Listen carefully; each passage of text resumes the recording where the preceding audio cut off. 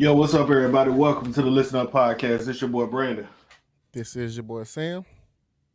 Hey, man, we are back with another episode, man. This time we're gonna talk a little bit about the transfer portal. We're definitely gonna talk about I guess a position or coaching position of need as one is going on to Arkansas. But before we do all that, man, make sure you hit the subscribe button if you have not already. I think we are like less than 20 away from hitting that 1,000 goal mark, man. And so if you have not hit that subscribe button, if you have not went to your kids, haven't hit the subscribe button, if you have not talked to your friend and make sure they've hit the subscribe button, what are you doing? So, man, go ahead and hit that subscribe button. And while you're here, man, go ahead and hit the like button and leave a gold nose in the comment, man.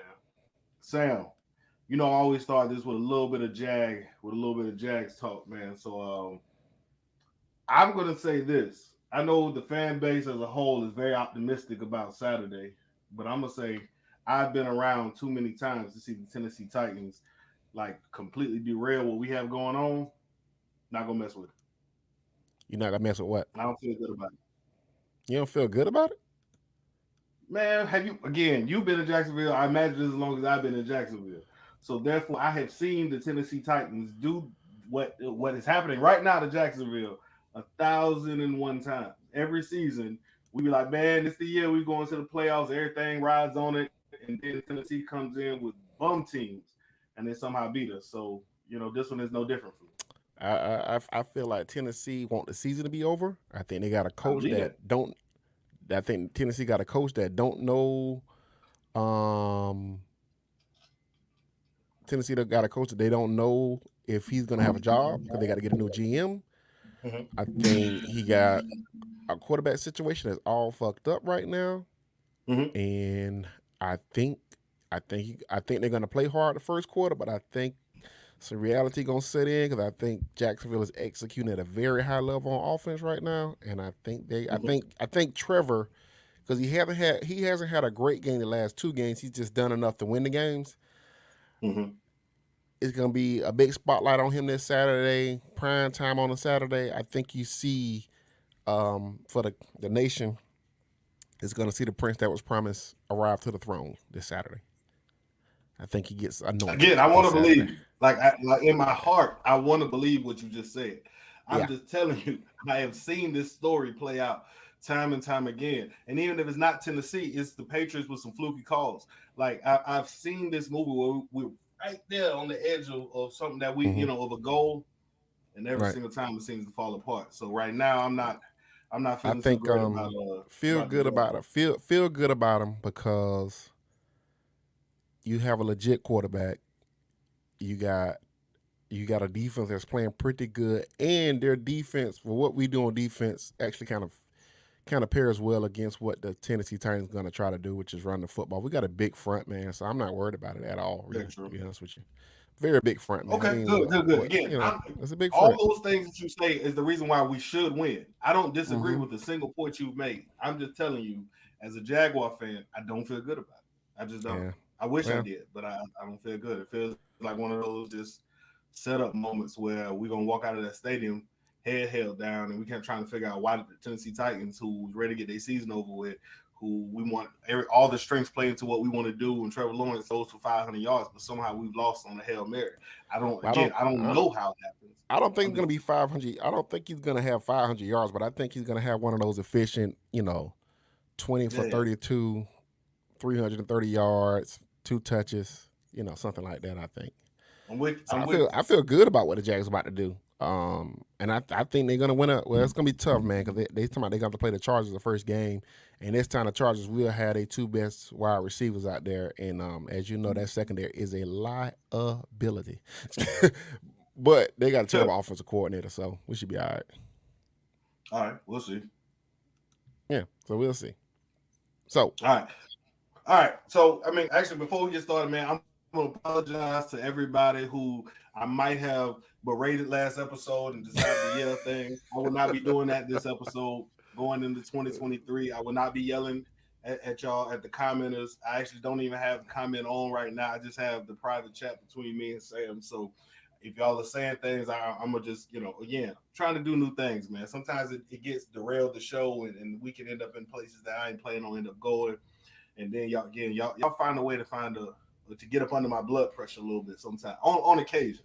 And so it was a good melting pot of no sleep with the newborn combined with stupidity by some of the people who kind of took us off on a tangent. So I'm gonna in 2023, man. I'm gonna change that. We're not going that route, man. We're gonna just stick to the sports, and we'll answer the listener questions as we get to them, man. But Sam, you ready, man?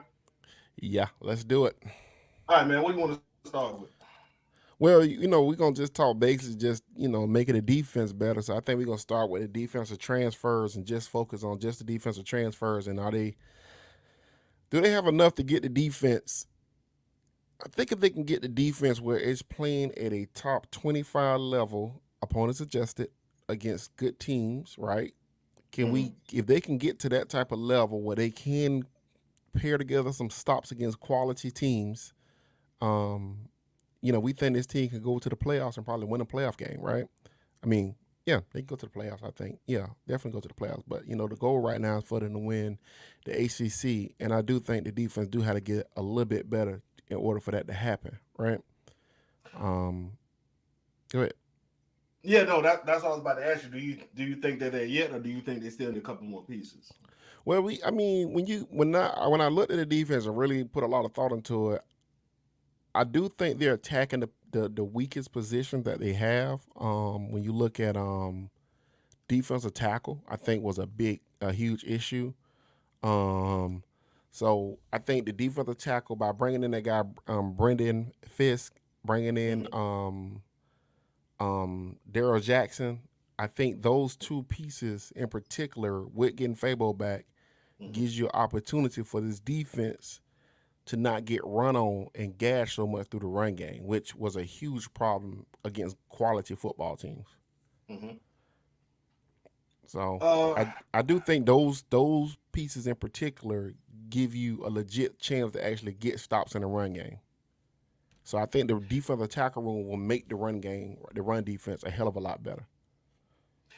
yeah, I actually tend to agree, but I guess what scared me, right? I looked at college football this past weekend, and I kind of was like, all right, well, who's going to be in the playoffs next year, right? We can assume Georgia will be right around there. They Mm-hmm. lose Stetson Bennett, they lose some NFL talent, but they recruited well, so let's assume Georgia be right around there, right? Then I looked at Alabama and I said, all right, Alabama's they usually always in the mix. USC probably be in the mix. Ohio State be in the mix. Mm-hmm. TCU I think is an anomaly, but who knows, right? Clemson we play on our schedule. We got LSU again next year, and I looked at all those teams and I said, how does our trenches stack up with those trenches, right? Mm-hmm. And I don't think we're there yet.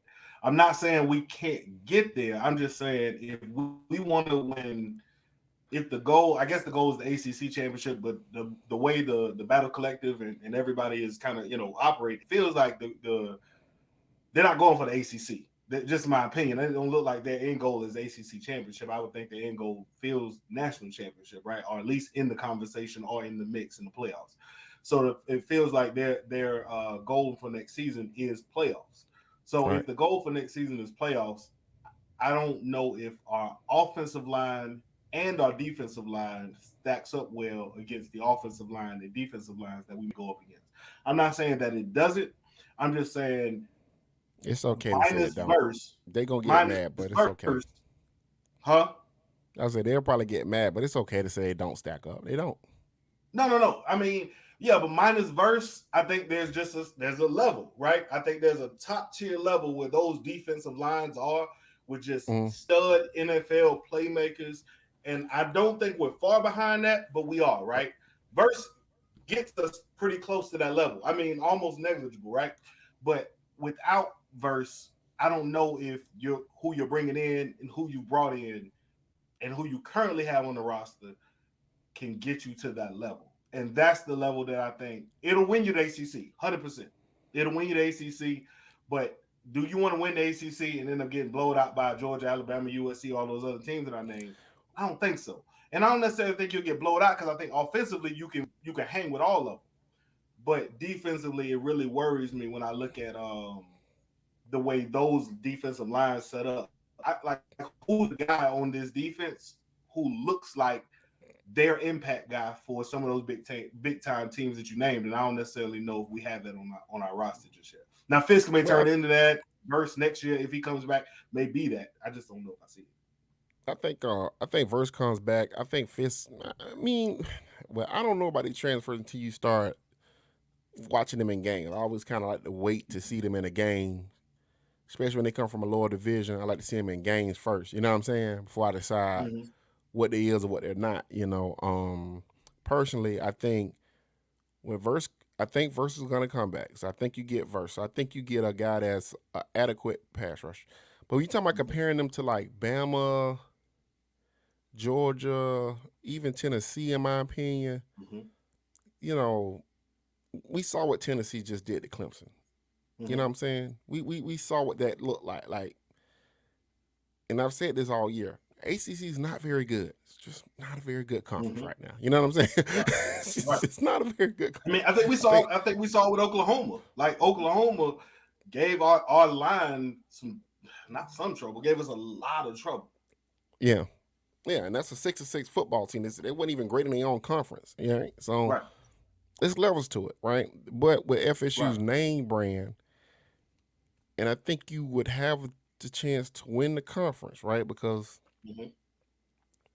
it's tough. I still have a hard time saying Florida State to beat Clemson twice in a season.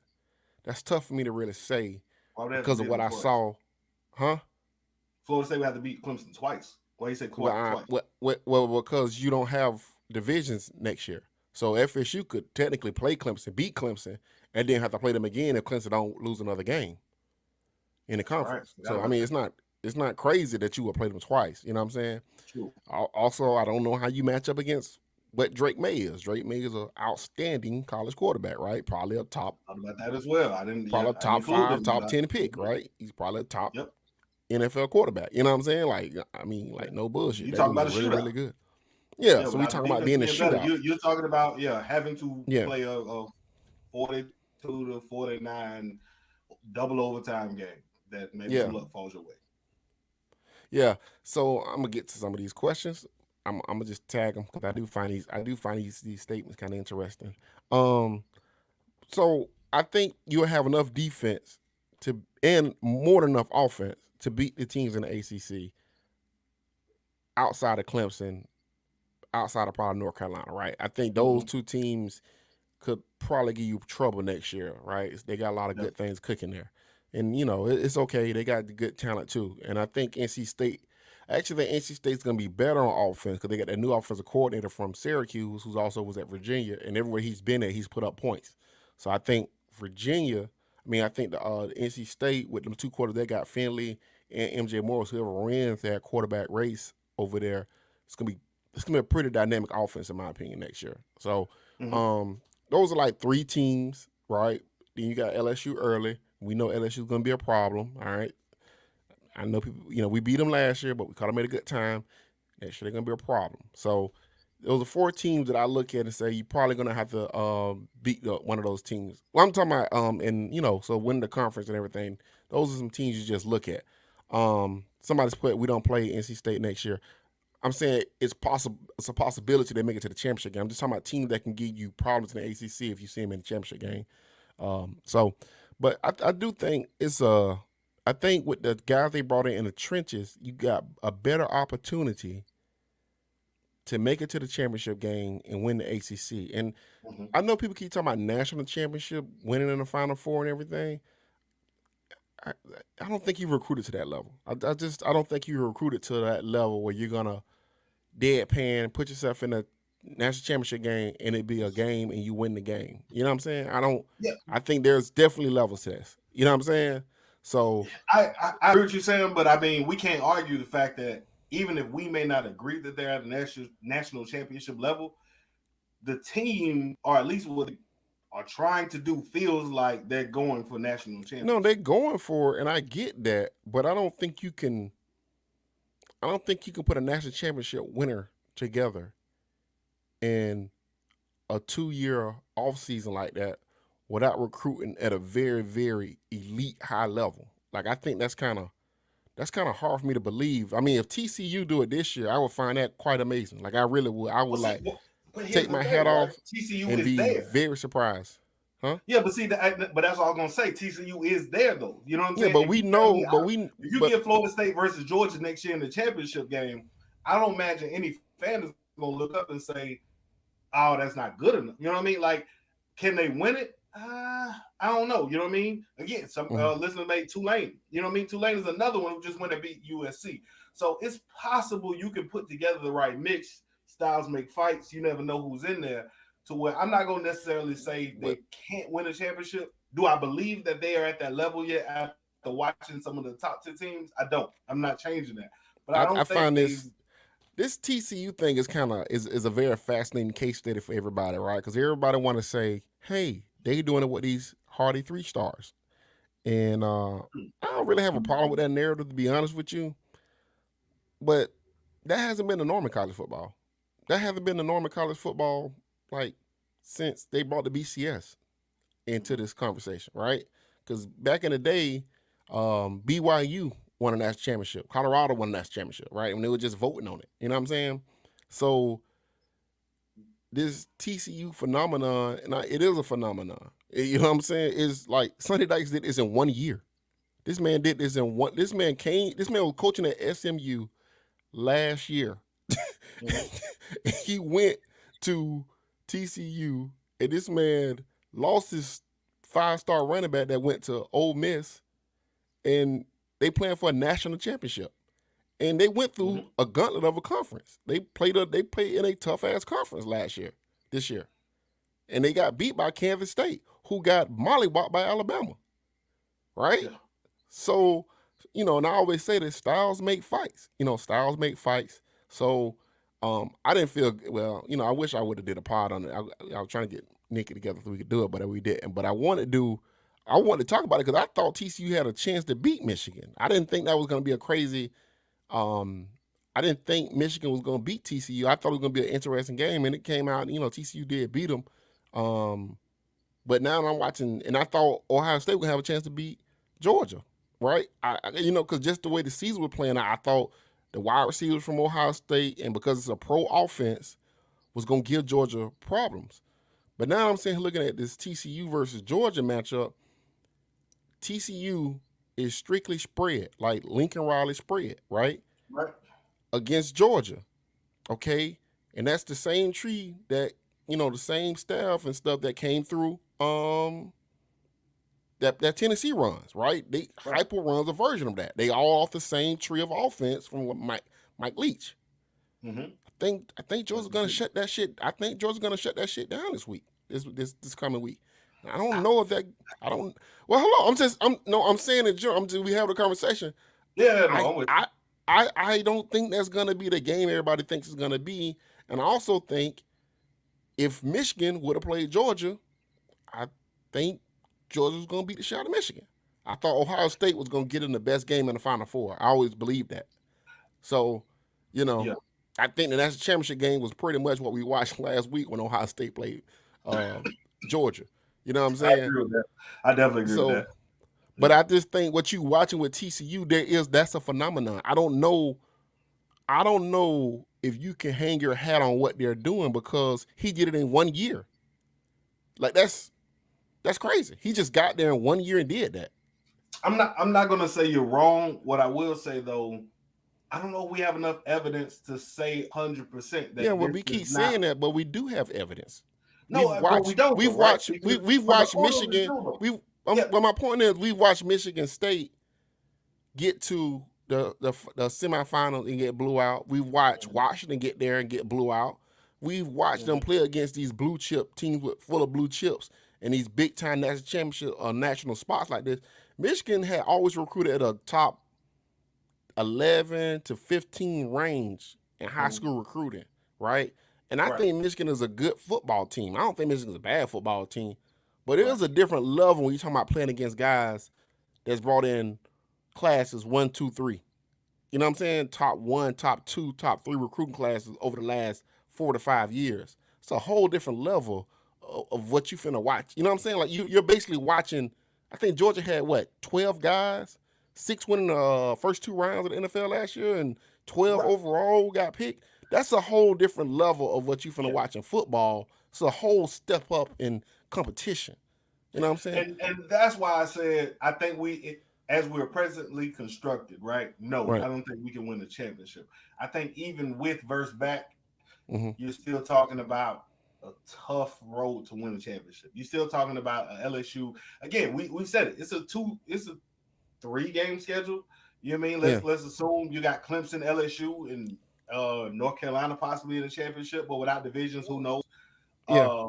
So if you're talking about that, that's a tough road. Even if those are just still 3 games, LSU is very good. Is a very good football team. Clemson is a very good football team, and North Mm-hmm. Carolina with Drake May is going to be a very good football team, in my opinion. Right. So offensively, I've said it. I don't think there is zero. I have zero worry about the offense. I think offensive line, they're good. I think wide receiver, they're excellent. I think running back, they're excellent. Even losing Trayshawn Ward, I wish him well. But I look at Florida State offensively, and I say you have a Heisman Trophy candidate in Jordan Travis surrounded by a whole lot of talent. It makes it very difficult to be bad in this situation. And then with Atkins and Norvell calling plays another year, keep adding years in a system that appears that everybody who knows it loves it, right?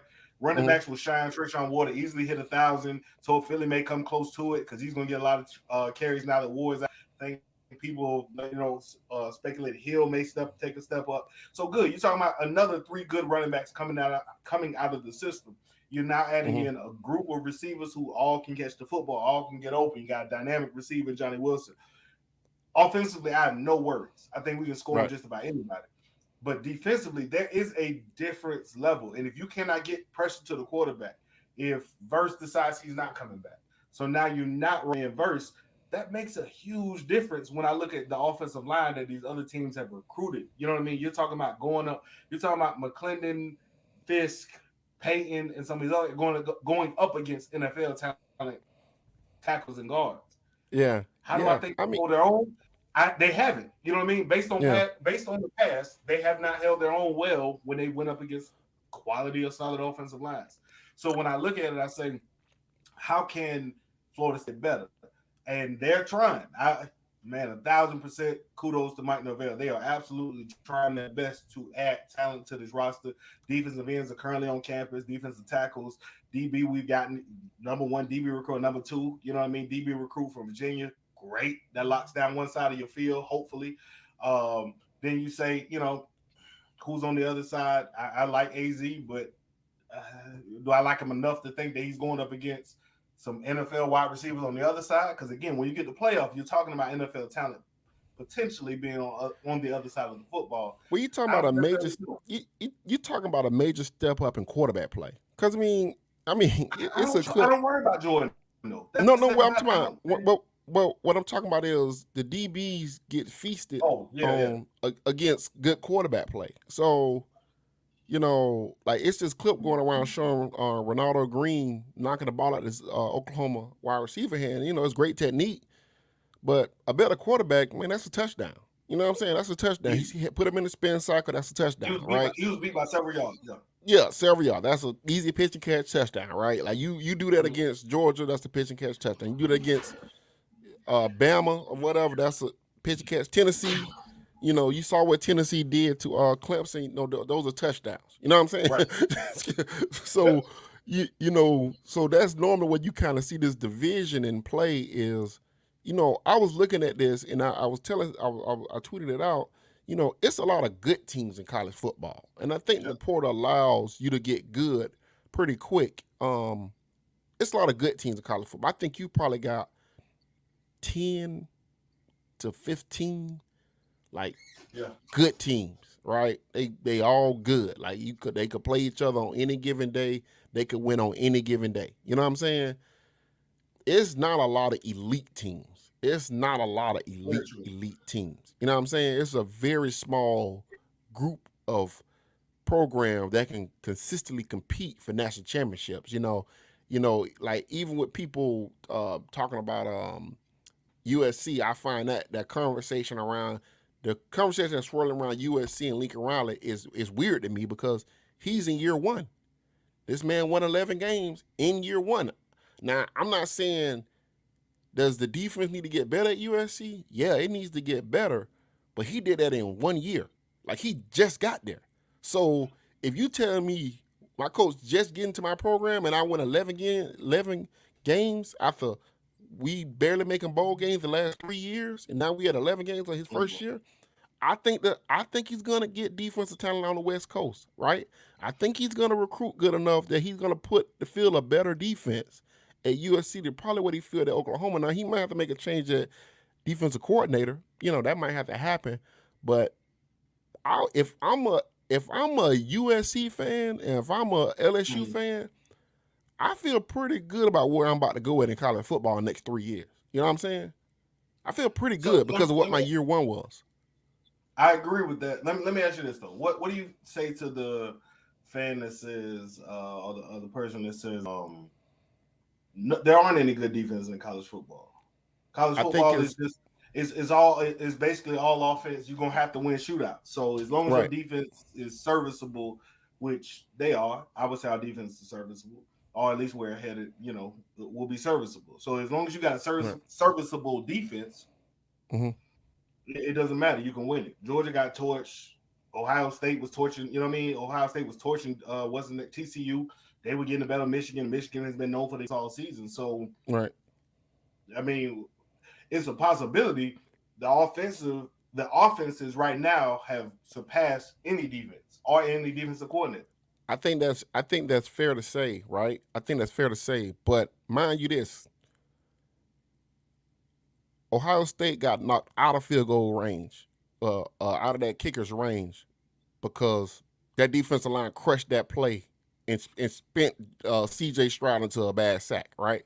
Like, when it came time to get a play, when they had a chance to throw the ball into the end zone for a touchdown to Harrison Jr., he short-armed that throw for a reason, because that safety was bearing down on him, correct? Like, they wanted target on the play, right?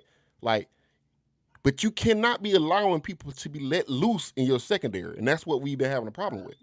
But you can't just have an Ole. Playing devil's advocate, I can say when we needed a play, Jared Verse stepped up, made a play in the game. So I mean, they didn't block him on that. They didn't block him on that play. It's not possible. Yeah, they also didn't block him on that play. They did not. Which I don't know what the play call was, but I would say if your play call is designed to leave Jared Verse wide ass open to where you don't block him at all, you caught a bad play. Yeah, I mean, yeah. So, and I found it funny that he thought it was something great that some backup offensive tackle told him that he was an NFL prospect. See, you want to police fandom from the field. I can't do that, Sam. I was just saying. I just thought that was. While storming the field, I thought that was weird that he brought that up. Like, if you get the sack to end the game that gets us 10 wins, that allows us to get a bowl win, and you want to tell it because you made up a story that said that this offensive tackle told you, you know what I mean, you were not going to the league. This is a very detailed conversation that him and this offensive tackle had before this last play. But if you want to make up the lie that says this defensive tackle told you that you weren't going to the league and you had a chip on your shoulder that made you rush even harder, hey, my man, go with it. I support you 100%. Yeah. I'm gonna choose to talk shit as a result of you now believing you're gonna go to the NFL because of this play, hey, salute, talk shit. You know what I mean? I'm not gonna knock it. So I'm gonna need you to. I'm gonna need him versus fandom in that one. That story is not as good of a look as he think it is, but but anyway. Again, I love Jared Verse. Let me be very clear, and I hope you come back if you listen to this. I am hoping you come back with a fan. But you lie.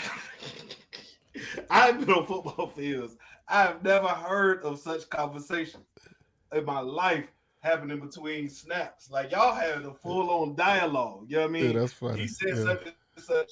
You said this. He came back and was like, nah. Then he was like, yeah, I'm going to show you. And then you get the sack. It's stuff movies are made of, man. What's called Jared, Stephen King and all the greatest writers. You know what I mean? They couldn't have wrote a better story. Absolutely, but so I think the defense. I think the transfers they brought in with Cypress, Jackson,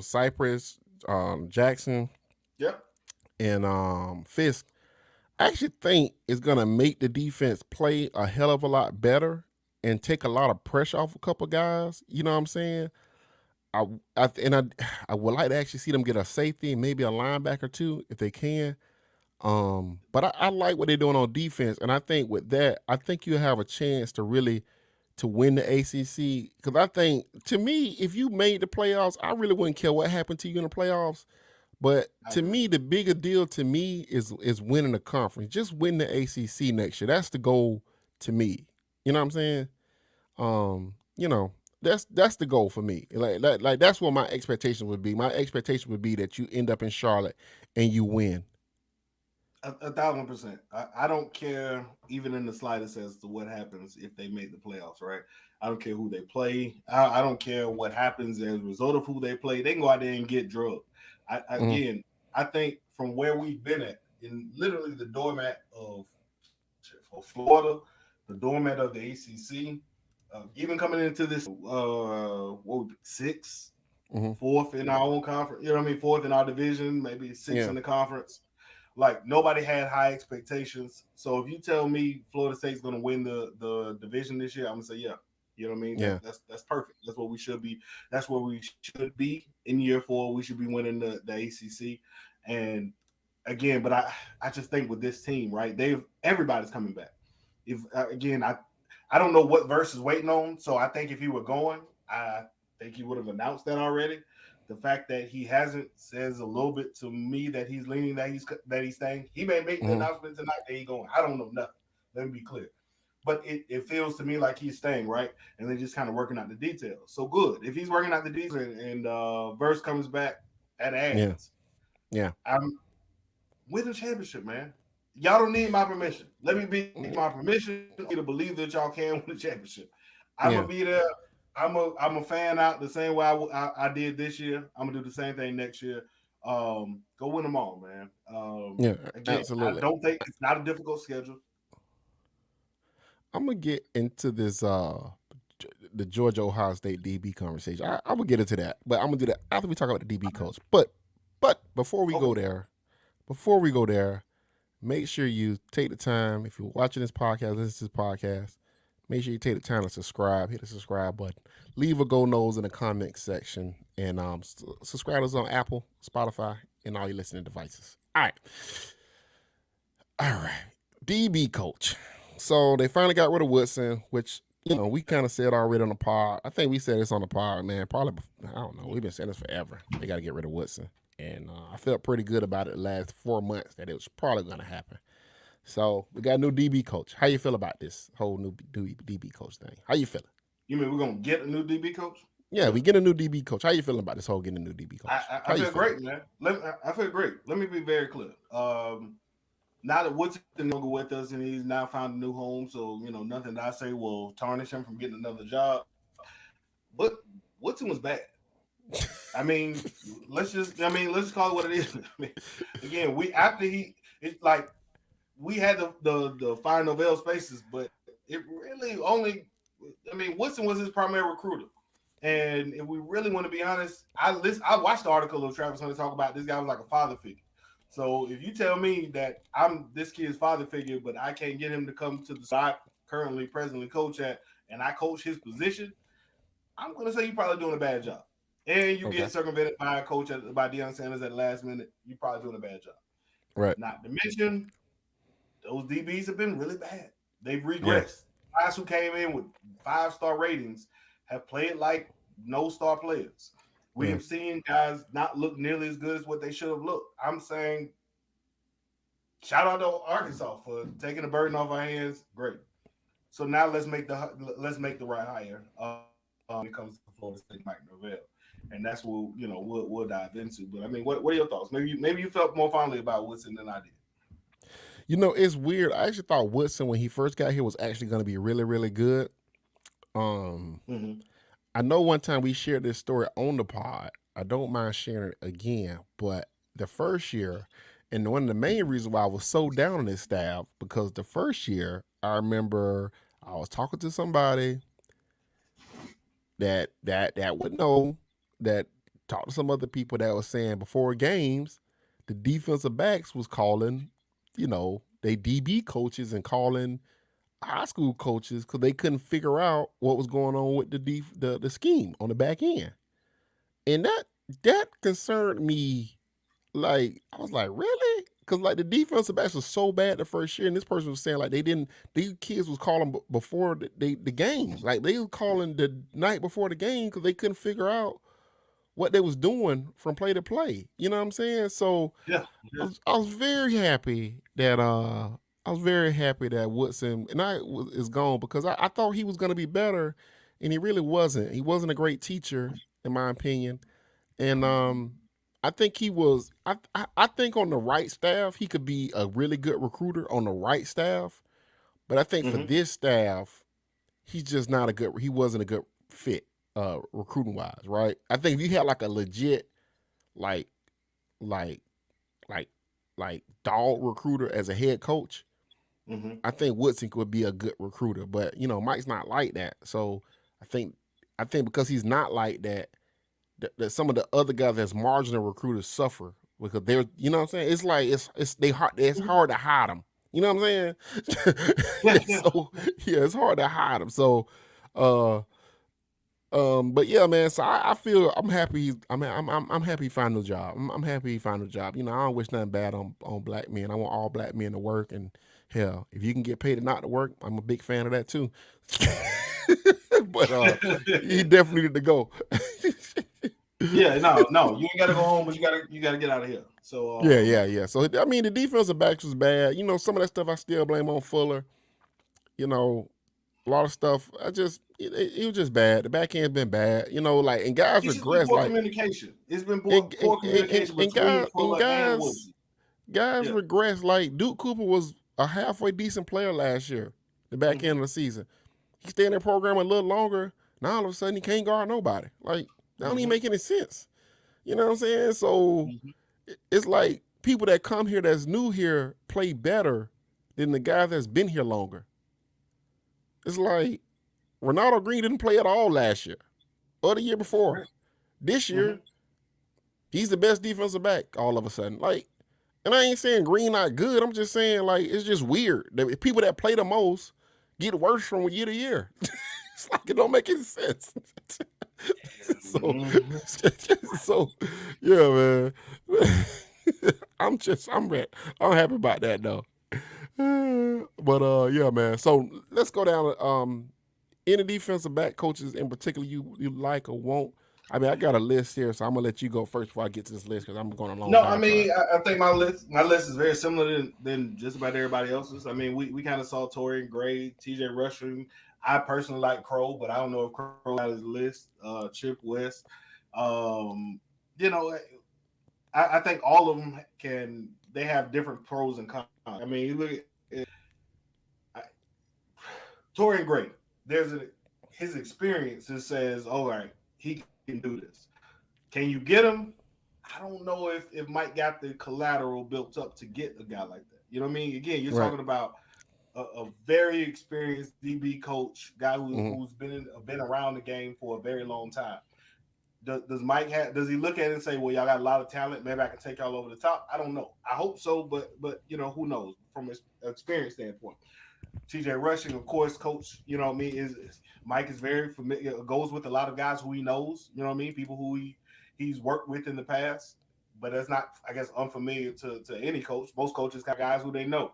So, you know, he knows TJ Rushing, so therefore I don't know if he has a leg up. Personally, I always like the former player. I think his experience, seeing it at Texas A&M, for Crow anyway, I think it helps because then you can look and say, well, he's been able to see what a number one recruiting class looks like. He's been able to see what Jimbo Fisher, how Jimbo Fisher does it, which is, in my opinion, a plus because if we may not like Jimbo as a coach and as a person, but one thing you cannot deny, he was a hell of a recruiter. And then, of course, Chip West, you know, some of the names that I've heard is he, I mean, are you going to be able to snag him from Syracuse, right? Only thing I know, and I don't know much about Chip, what I do know is that every time we play Syracuse, there's some reason there's always good DBs on that roster. I'm assuming he's the guy who's creating them. So cool. Give me that guy.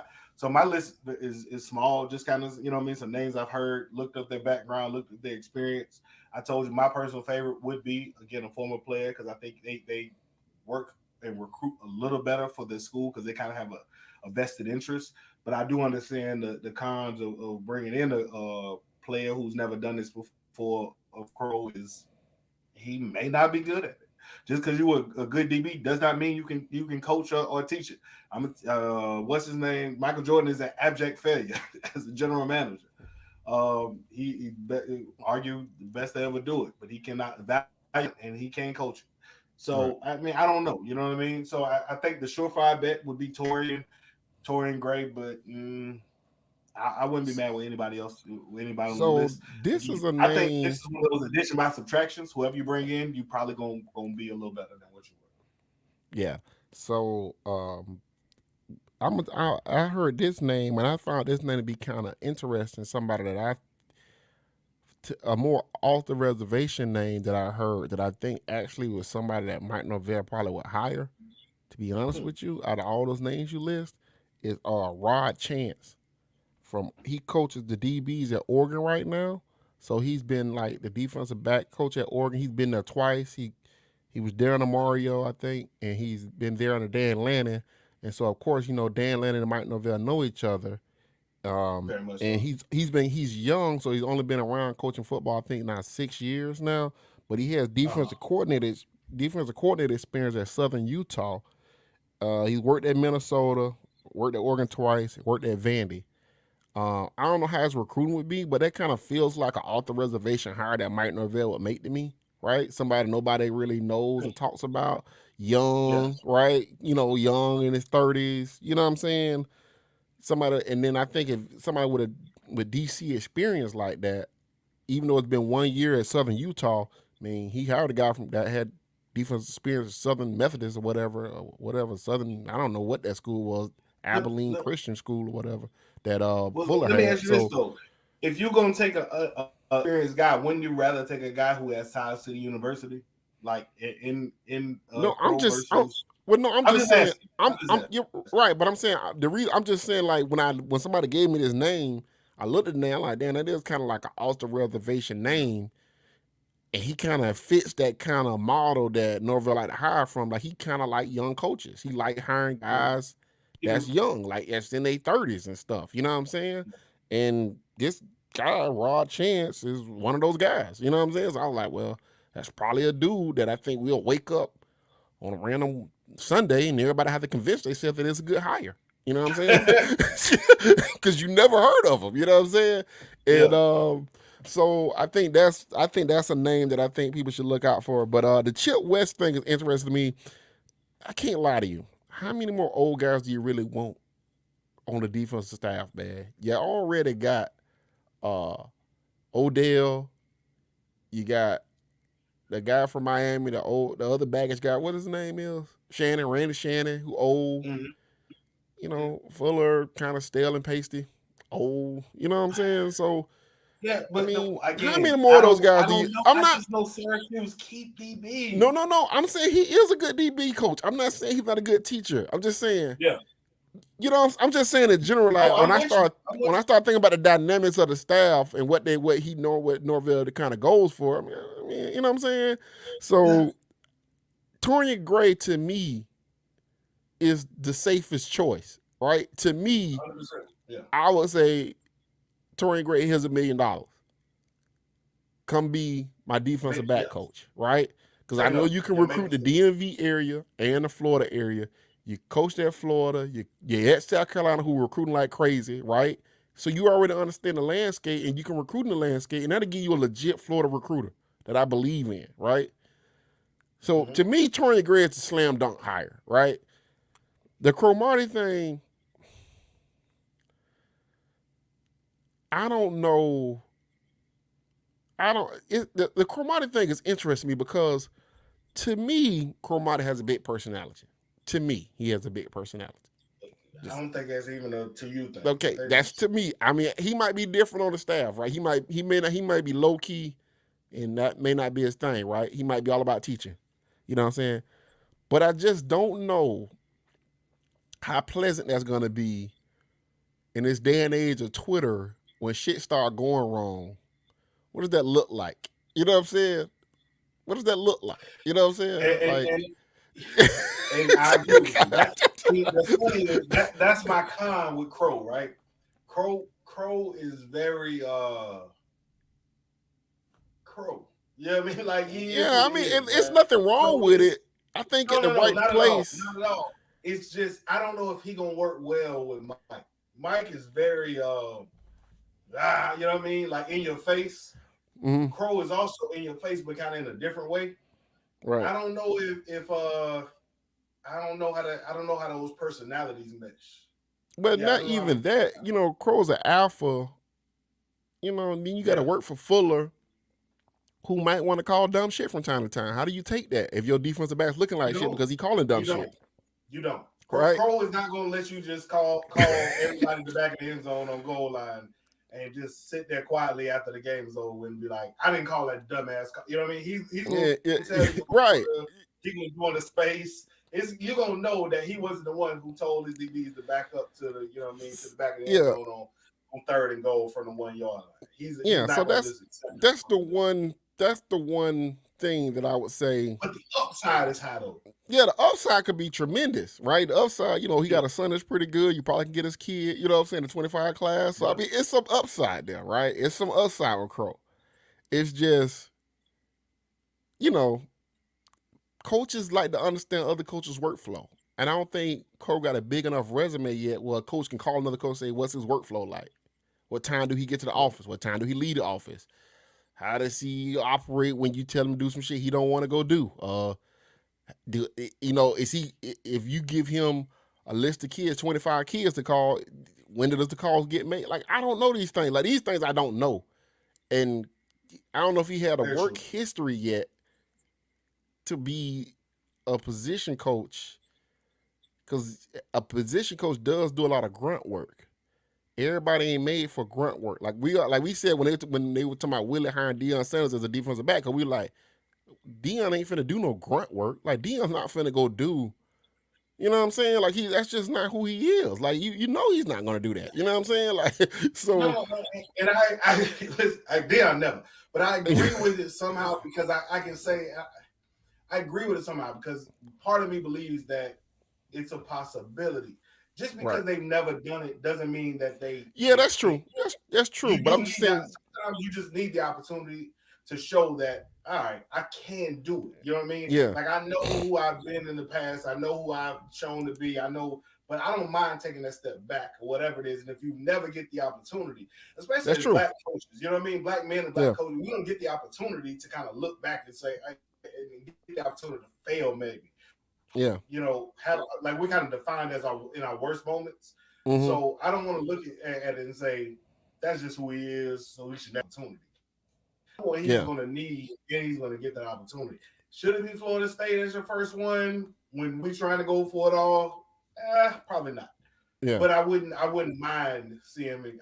If they announced it, I wouldn't feel bad about it. I wouldn't feel terrible about that. Right. And then the other candidate would be DeMarcus Van Dyke, who is like a recruiting, just got really good ties down in Miami. Did a lot of recruiting for Cromwell McClain. Now he's not on the field yet, so you'll be taking a chance bringing somebody not on the field, putting them on there. You know what I'm saying? So, but in this position, you might be able to hide. Maybe. See, I would say that. I would say that. Because I would say that. A good recruiter, you might be able to throw him in there. You know what I mean? Yeah, but see, I would say that. But in this situation, I think this defensive back room needs a teacher. They need somebody to develop the culture in that room, develop the mechanics of how they're gonna work and how you go about your business. They need that. They need a coach like that. They don't know how to do that yet. Like, they're not a sound defensive back room. They need somebody to come in there and really be sound with them. You know what I'm saying? And you're right. And that's why I say, and that's really why I go with Crow. Because I think he's a very good teacher of the game. You know what I mean? I think he knows what he's talking about when he starts talking ball. So I do believe he can get these guys, and they respect him. I think the players will respect him enough to learn from him. But you're right. Van Dyke, without that experience, you need. Man, as much as I would love a recruiter who can bring in some 5 stars, they've thrown in their hat for next season. We getting it all. We want it all next year.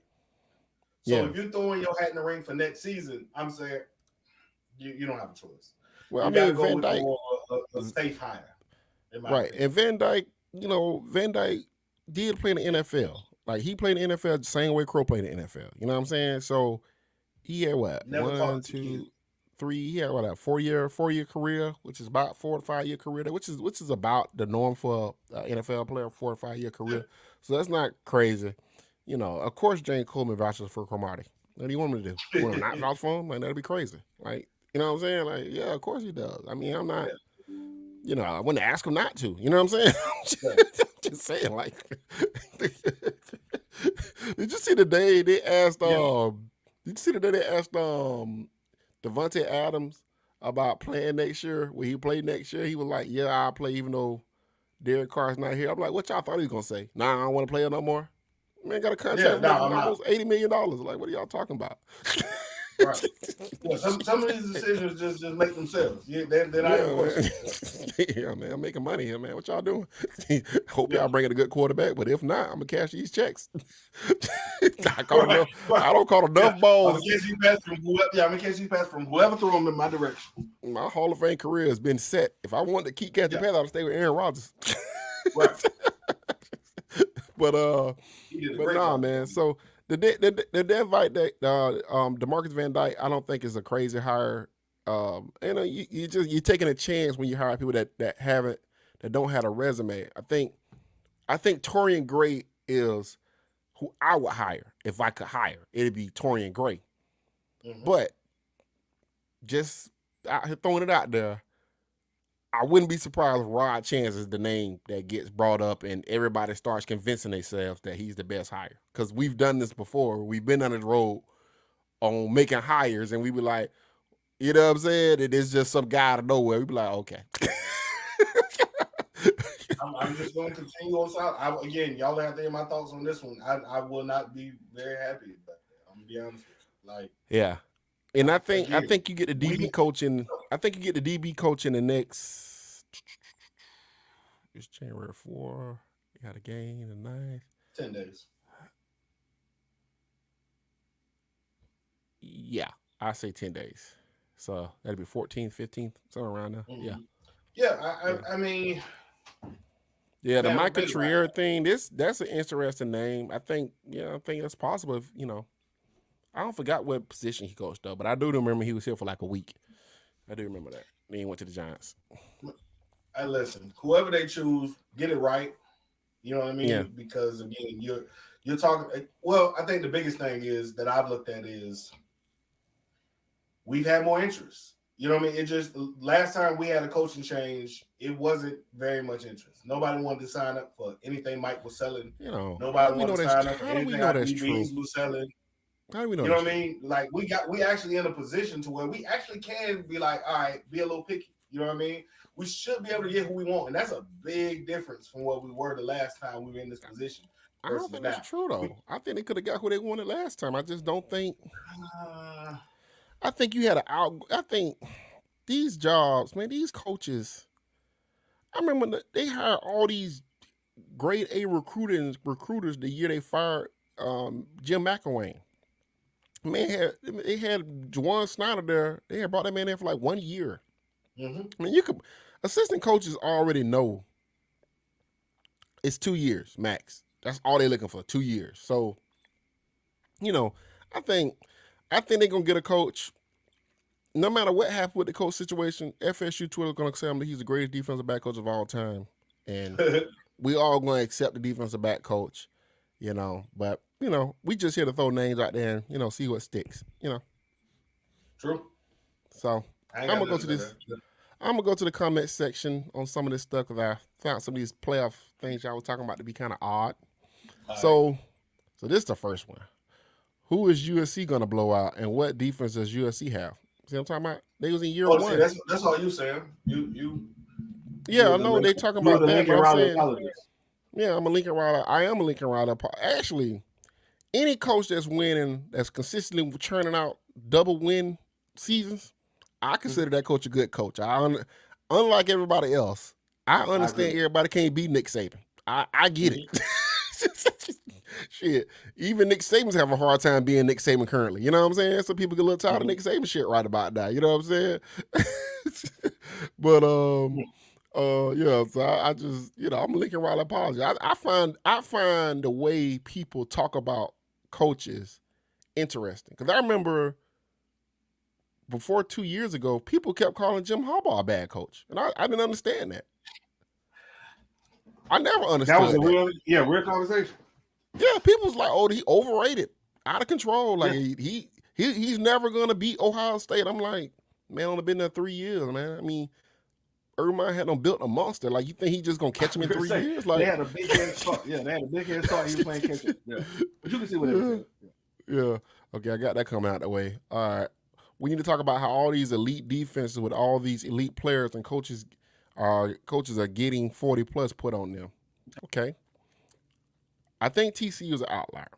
I believe that. Now, but let's have a conversation about degrees of greatness of players, right? I think that wide receiver from TCU is really dynamic. I think that dude is like really, really good. And I do think Lincoln Riley's brother, Garrett Riley, is a top offensive mind in college football right now, right? And I think that can give you the edge in certain situations. When you have, how to put this, when you have like top 5 picks or top 10 picks on your team, I think that can transcend whatever the rest of the roster is, right? Like, if you got Cam Newton, it don't matter if the rest of the roster is really bad, average, right? As long as they play hard, you got Cam Newton, he can make up for the rest. And I think that's what you kind of saw with TCU, that wide receiver. He creates such a numbers advantage for that team, because you have to roll safeties and coverage over that way. You know what I'm saying? Because he is, like, if he catch the ball, dude, it's damn near a touchdown. Like, that dude is like, I mean, that dude is like, for real, like, that dude is badass. You know what I'm saying? I think when people kept talking about, let me go right here. Somebody talking about right here. Georgia DBs was getting torched by Ohio State. Harrison Jr., in my opinion, probably the top wide receiver in the country. Second, probably top 3 wide receiver in the country. Yep. And he's only a sophomore. I think, and once he got knocked out the game, Ohio State had a harder time moving the football. Right? Yeah. I mean, and then CJ Stroud is a top 5 pick, right? I mean, CJ Stroud's a good, like, he. That's what I was gonna say. A good offense are gonna score against you. Right. Well, when you got elite, when you got elite quarterback play, and you talking about you get him somebody elite on the perimeter against a college defense, they're gonna go to work on them. And Kyler Ringo's a little overrated. People talk about Ringo like he's some type of shutdown corner. Like, Ringo can't really run like that. Like, he's a cover guy. Like, you got to put him in like a zone system, right? If you keep it in front of him, he's pretty good. You know what I'm saying? But when you talking about just running with people, Ringo has a problem with that type of stuff. But Harrison Jr. and CJ Stroud together with Ryan Day, I mean, yeah, they're going to put up points on you. You know what I'm saying? Like, normally they're going to put pretty good points on you. The fact that Michigan shut them down, is a credit to Michigan. But, Michigan played them twice. You think Michigan would have shut them down twice? I don't think so. You know what I'm saying? And that's what I was gonna say, right? Like, I think it's degrees. If you're talking about, like you said, CJ Stroud and Jerry Rice, you know what I mean, or not Jerry Rice, whatever, Rice Jr. You talking about, you know what I mean? You talking about some elite wide receiver on quarterback play? Yeah, they're gonna put up numbers. I think again, Jordan Travis and Jordan Woodson and Johnny Wilson will put up numbers, no matter who you play against, right? I think that's a good dynamic duo for college. Those teams are going to put up numbers. I'm not arguing those. I think where we were talking about last week and, a little bit today, Louisville shouldn't roll up 35 on you. You know what I mean? Like, bad teams shouldn't throw, you know what I mean? Bad offense shouldn't put 30, 35. That's really what we're saying. We're not saying the elite teams, they're going to score against you. I don't care how good your defense is. These Yeah, offensive playmakers are going to always have the advantage. They're going to make your defense look bad. yeah. Like You you shouldn't said, be. good offensive coordinators going to scheme it open. They're still college kids, Yeah, so they're going to make some mistakes. but They're going to be able to scheme up 2, 3, 4 plays a game where guys just right, wide ass open. That's what right. And they you do. shouldn't be. You shouldn't be saying stuff like after you play Wake Forest, well, oh, it's just Wait, a funky offense, and what can you do? Like you should be able to. that mesh You point is going to give us hell. That oh those are the conversations that shouldn't be. You know what I mean? yeah, After the yeah, games are played, we shouldn't have to worry about the mesh point. We shouldn't have to worry about this. You know what I mean? The receiver who is middle of the road. And so I think when we talk about our defense, we're talking about from that perspective. I'm not talking about the good offense.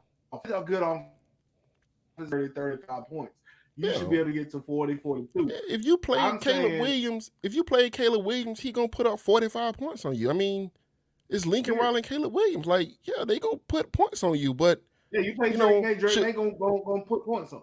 Yeah. yeah, but Can you can you match can you match what they scoring? Yeah. yeah, but should Ricky Pearsall and inaccurate Anthony Richardson throw the ball up and down the fucking football field on you in the first half? That's what That I'm probably talking shouldn't about. be.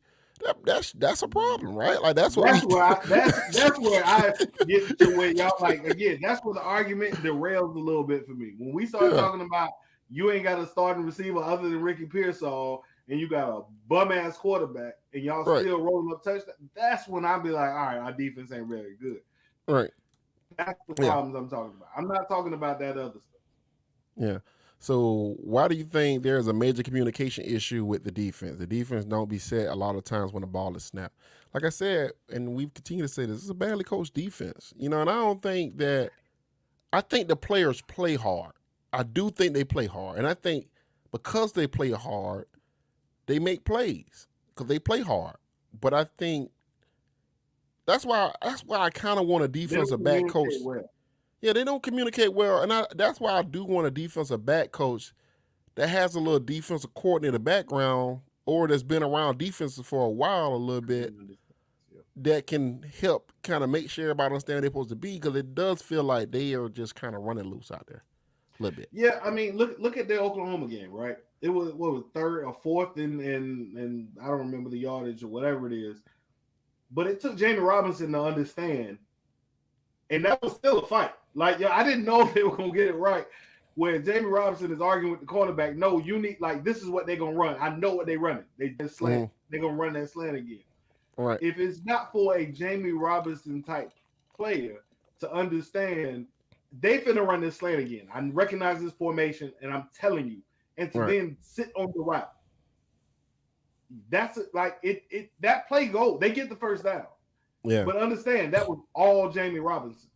Like Yeah. I mentioned the last part because that's exactly how. Like if you look at that play, the DB didn't adjust to what Jamie Robinson was actually saying. Yeah. Jamie Robinson said, "I know what's coming. I'm just gonna do what's best for the team, and we're gonna get off the field." Right. But the DB still played off.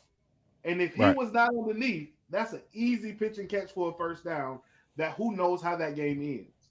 And so when we talk about communication issues, we're saying a good DB coach sends that in to where the players don't have to fight about it before the game starts, like while they're on the field. We already know what's coming. We're already in the best position. When I talk about our DBs standing at the 10-yard line on 3rd and goal, from the 2-yard line, it's because we've seen it. Right. Good DB coaches don't have that issue. It's not miscommunicated by the offense coordinator. A good DB coach is going to be screaming at somebody, "Yo, dog, please," like we're on the 2-yard line. There's zero reason for us to play at the back of the end zone. What are we guarding back here? And so when I'm saying the communication is and until we get that addressed with hopefully a new DB coach, it's going to always be a problem. Because Oklahoma ain't that good. Right. He talking about it's weird that Michigan shut down OSU and then put 40 on TCU and then UGA torched OSU but shut down Tennessee.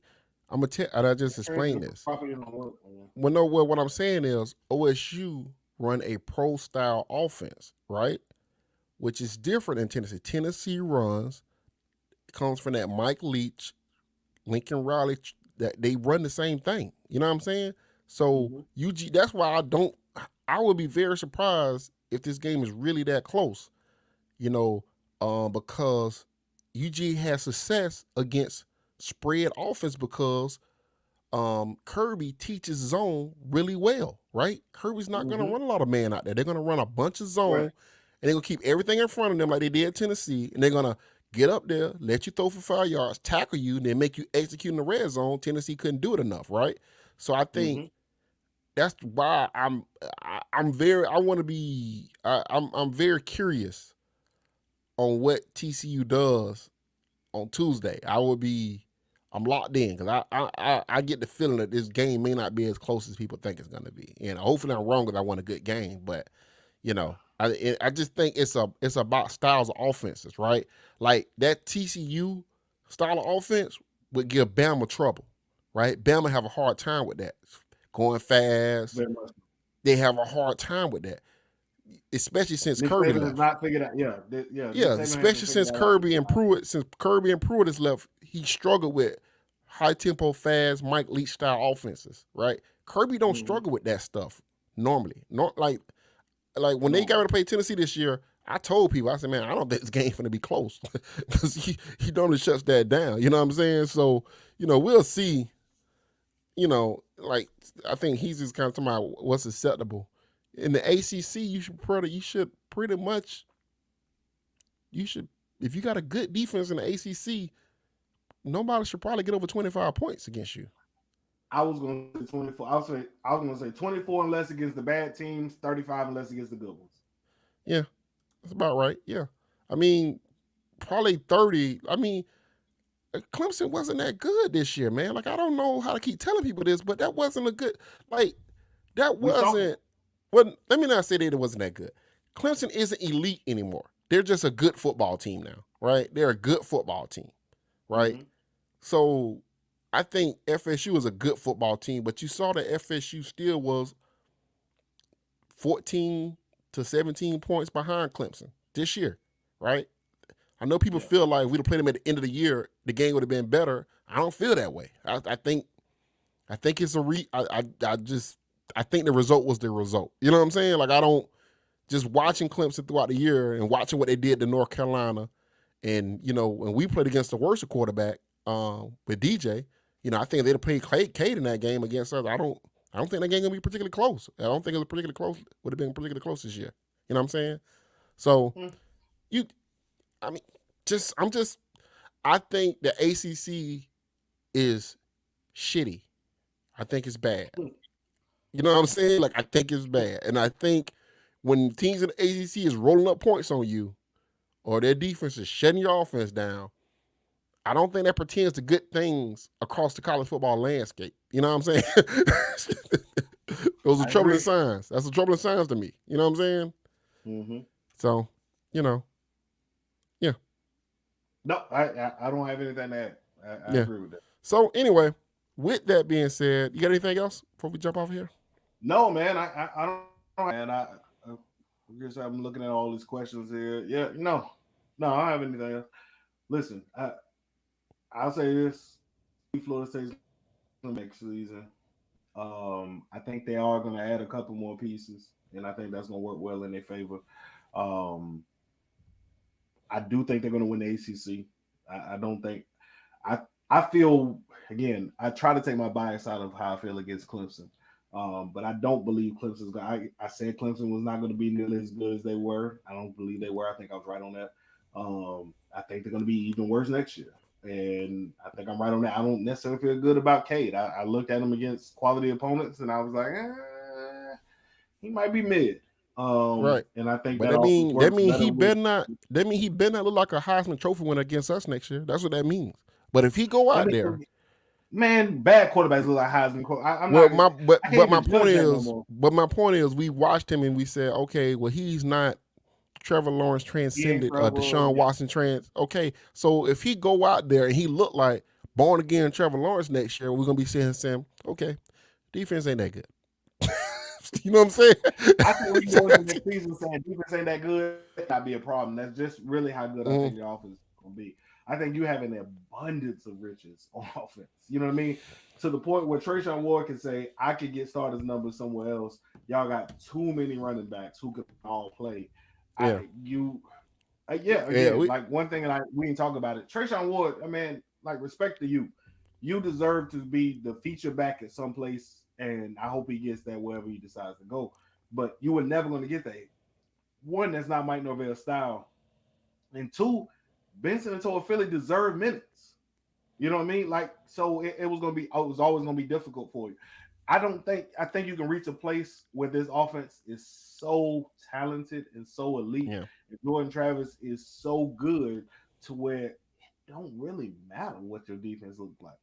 In the ACC. I can see in the ACC because I can easily see a way to where you're scoring 40, 35 to 40 points a game. So if you tell me our defense is going to give up 32 to 35, I think you can win all the shootouts. And honestly, if we look at Mike and Adam Fuller's track record, they look like they never had a great defense, and they scored a lot of points. We look like Memphis. Like, if you want to really keep it a buck, we look like Memphis with better talent. You know what I mean? So I'm not sure it will get better next season. Well, I think it'll look a lot like how Memphis looked before Mike got this job. A whole lot of offense and a whole lot of offense. Brandon, and so out of this, at the end. So they want to know who do y'all want? Oh, we already talked. Who do you want as a defensive back coach? Now I go to who do you want? Who do you think we get? I think we both picked TJ, didn't we? Torian Gray? Torian Gray, I'm sorry. We both picked Torian Gray. Yeah, that's what we want is Torian Gray. I'm gonna go on a limb here. I think it's gonna be Rod Chance. Because it just feels like the off the wall type of it just I've been going to like all episodes because I want you to quit saying that. All right. I want you to quit saying that. I don't know where you got that from, but I want you to leave that with whoever gave it to you. Not me. That day that you just said it will not. I'm gonna come on here and I'm gonna be pretty upset if we got get ready for everybody. Get ready for everybody to tell y'all. Get ready for it. And nobody knows it on nobody board. If we end up with a Rod Chance, it's not gonna be that. Like I'm not gonna be happy about that. I'm gonna be honest. Get ready. So get ready for every episode because I didn't want you to. Because you kept saying, I was like, I don't know what this Rod Chance dude is, but I ain't. Get ready. Get ready. We're checking gonna get y'all hyped up for him. Get ready. They gonna get me hyped up. They gonna get somebody hyped up about it. But you ain't gonna drop me that Rod Chance is that dude. They gonna say a Mr. candidate has just been added to the board. Oh, and this guy got a great resume. Get ready. Sam, that better not be it, man. All right, man. Hey, I want to see if it comes to fruition. Not with all these again. You don't have a group of people. You know what I mean? Like if you ain't had no candidates, I can understand, right? I can understand you going with a Rod Chance. Now they see they already started convincing us. I said we're gonna look at the comments. Rod Chance has a great resume. Listen, they've already started the campaign. I don't know Rod Chance. Rod Chance may have a fantastic resume. I'm saying is he any of these other guys who we've named? And that's what I'm saying. If you have a hot board, you have interest from all these other guys. If you get to the guy who's not on your board, I'm gonna say you made a mistake. But all right, man. All right, get ready. God, we're gonna end up with Rod Chance. Make sure y'all like the pod. Make sure you subscribe to the pod. If you just listening, this is your first time listening, man. Make sure you subscribe. We're on Apple. Hit that subscribe button, man. Hit the subscribe button. Get ready. Lock in on Rod Chance, everybody. And we are out.